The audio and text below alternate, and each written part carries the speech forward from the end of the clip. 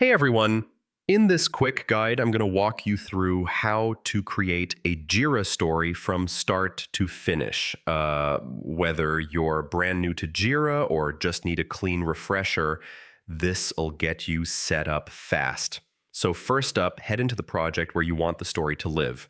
I mean, you can create a story from pretty much anywhere, but the clearest way is to start inside the actual project view. Once you're in your project, look for the Create button at the top. Yeah, it's usually sitting in that upper navigation bar. Go ahead and click it to open the issue creation panel.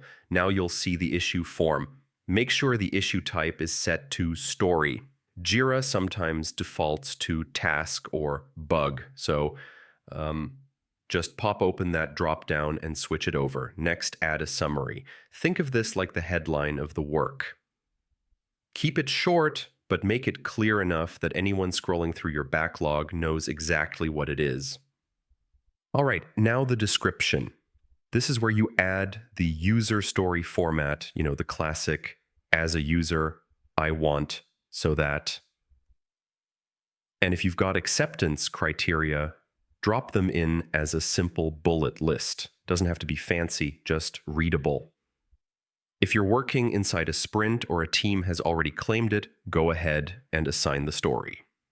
Yeah, you can also set a priority or link it to epics if your team uses them. Most teams estimate stories with points, so if your board uses them, type in whatever value your team agreed on. It might be like 3 points, 5 points, whatever fits your estimation style. And once everything looks good, just hit create.